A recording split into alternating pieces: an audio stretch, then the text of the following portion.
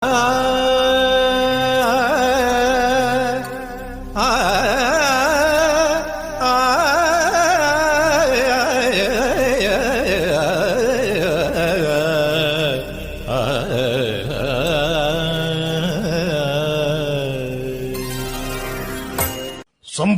ഗുരുജനങ്ങളെ, നാടകം ആരംഭിക്കണം.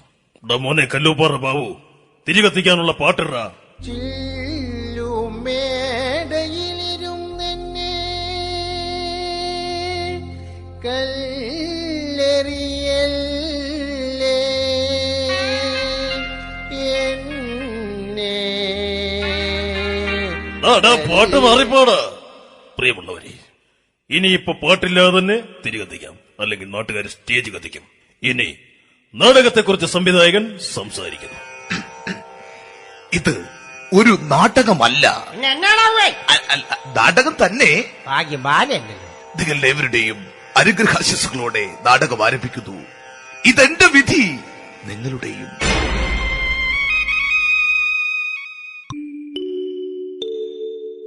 അമ്മേ ദേവി, എന്നെ മാത്രം രക്ഷിക്കണേ. കറവക്കാരനെ കറക്ക സമയമായിട്ടും പശുവിനെ ഇതുവരെ കണ്ടില്ല. ഉമ്മർക്ക് ദീപം തെളിക്കേണ്ട എന്റെ മകൾ രാധ ഇതുവരെ കുളി കഴിഞ്ഞെത്തിയതുമില്ല.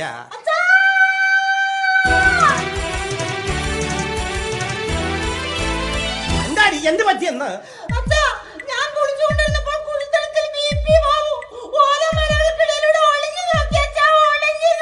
നീരാണോടി? എടി നീരാണോ ഒന്ന്?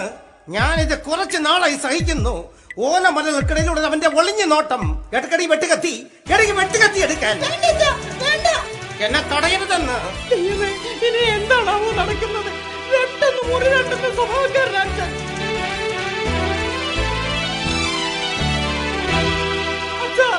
വേണ്ടായിരുന്നു മോളെ, ഞാനത് ചെയ്തു. അവന്റെ പെടലി. അതേടി, അവന്റെ പെടലി കിടക്കില്ലേ, അതുകൊണ്ട് ഞാൻ ആ ഓല അങ്ങ് വെട്ടി. അവനിന്നെ നേരെ നോക്കട്ടെടി. അതൊക്കെ പോട്ടെ, നിന്റെ പഠിപ്പൊക്കെ എങ്ങനെ പോന്നു? അങ്ങനെ പോയിട്ട് കാര്യമില്ല. ഈ വർഷം നീ പരീക്ഷയ്ക്ക് തോറ്റാൽ വല്ല വായി നോക്കിയെ കൊണ്ട് നിന്നെ കെട്ടിക്കും. മനസ്സിലായോടി? മനസ്സിലായോ? അച്ഛനെ കൊണ്ട് അമ്മയെ കെട്ടിച്ച പോലെ. ഞാൻ അനിതയുടെ വീട് വരെ ഒന്ന് പോയച്ചും വരാം. അച്ഛനോട് പോകരുത്. എന്താ കാര്യം? അച്ഛനെ കുറിച്ച് എന്തെല്ലാം അനാവശ്യങ്ങൾ പറഞ്ഞ് അവർ ചിരിക്കണമെന്നറിയാവോ? അതെന്നെ കുറിച്ചാണ് നിനക്ക് എങ്ങനെ മനസ്സിലായടി? പട്ടി, തെണ്ടി, നാറി എന്നൊക്കെ വിളിച്ചാൽ എനിക്കറിയില്ലേ, എന്റെ അച്ഛനെ കുറിച്ച് മാത്രമാണ്. മോളെ, അച്ഛനറിയുമോ, ഇന്നലെ ആ ഗോപാലൻ എന്റെ തിരുനെറ്റിയിൽ ചുംബിച്ചു. ഞാനത് വിശ്വസിക്കില്ല. എന്തുകൊണ്ട്? കേവലം 3 അടി മാത്രം പൊക്കമുള്ള അവൻ ഇത്രയും പൊക്കമുള്ള നിന്നെ കെട്ടിപ്പിടിച്ച് ചുംബിച്ചു എന്ന് പറഞ്ഞാൽ അത് വിശ്വസിക്കാൻ ഞാൻ അത്ര മണ്ടനൊന്നുമല്ല. അച്ഛാ, അവന്റെ ബുദ്ധിമുട്ട് മനസ്സിലാക്കി ഒരല്പം താങ്ങു കൊടുത്തതിൽ എന്താ തെറ്റ്? ഏതായാലും ഞാൻ ഒന്ന് തീരുമാനിച്ചു, എത്രയും പെട്ടെന്ന് നിന്റെ കല്യാണം നടത്താൻ. എനിക്കിപ്പോ കല്യാണം വേണ്ട. എന്താ കാര്യം? ഒരാഴ്ച കഴിഞ്ഞ് മതി. കൂട്ടുകാരോടൊക്കെ പറയണ്ടേ? ഏതായാലും ആ ജാനക കണിയാരെ വിളിച്ച് നിന്റെ മോദകം ഒന്ന് കാണിക്കണം. അല്ല, മോഹന കണിയാരെ വിളിച്ച് നിന്റെ ജാതകം ഒന്ന് കാണിക്കണം. ഒന്ന് കാലത്തെ എന്നെ കാണാൻ മൂന്നാനാം ഗോവിന്ദേട്ടൻ കൊണ്ടൊരും പയ്യൻ സാരാണോ? പേരെന്തോ നാളെന്തോ എന്താണെന്നോ ഏതാണെന്നോ, ഗൾഫാണോ സർക്കാരാണോ മിലിറ്ററിക്കാരൻ ഗോപാലനാണോ? ഗുമ്മുരുട്ടപ്പറ ഗുമ്മുരുട്ടപ്പറ ഗുമ്മുരുട്ടപ്പറ ഗുമ്മുരുട്ടപ്പറ ഗുമ്മുരു ഗുമ്മുരു ഗുമ്മുരു ഗുമ്മാരാ. ഗുമ്മുരുട്ടപ്പറ ഗുമ്മുരുട്ടപ്പറ ഗുമ്മുരുട്ടപ്പറ ഗുമ്മുരുട്ടപ്പറ ഗുമ്മര ഗുമ്മര ഗുമ്മര ഗുമ്മാരാ. രാധേ, അല്ല, ആരായി വന്നേക്കുന്നത്? മതി, എനിക്ക് തൃപ്തിയായി. നിനക്കെങ്കിലും മനസ്സിലായല്ലോ നിന്റെ ഈ പഴയ കളിക്കൂട്ടുകാരനെ?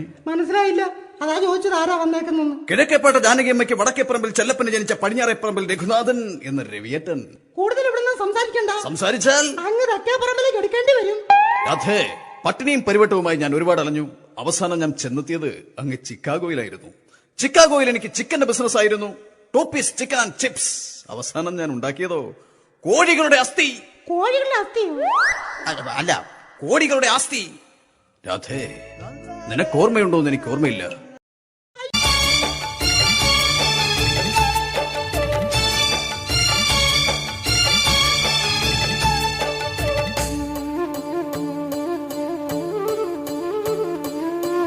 മധുവിധുരാവുകളെ സുരഭിലയാമങ്ങളെ മടിയിലുറാൻ പൂവിനെത്ത. മധുവിധുരാവുകളെ സുരഭിലയാമങ്ങളെ മടിയിലൊരാൺ പൂവിനെത്ത അതിനമ്പാടി ചന്തം അതിനഞ്ജനവർണം അമ്പാടി.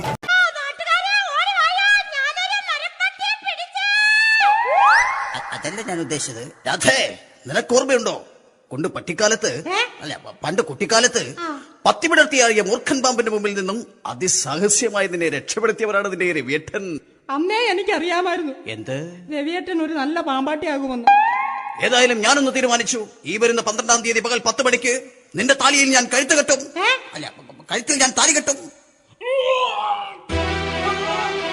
രാധേ, എന്ത് പറ്റി മോളെ നിനക്ക്?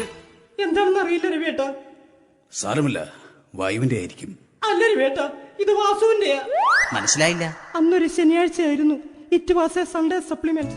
കോരിച്ചൊരിയുന്ന മഴയുള്ള ഒരു വേനൽക്കാല രാത്രി ഞാൻ പതിവ് പോലെ മതിൽ ചാടി സക്കർഷ കൊണ്ട് മടങ്ങി വരുമ്പോൾ എവിടെ നിന്നാണെന്നറിയില്ല ഒരു കോരിച്ചൊരിയുന്ന മഴ എന്റെ വസ്ത്രങ്ങളാകെ നനഞ്ഞു. അരികിൽ കണ്ട ഒരു വീട്ടിലേക്ക് ഞാൻ ഓടിക്കയറി.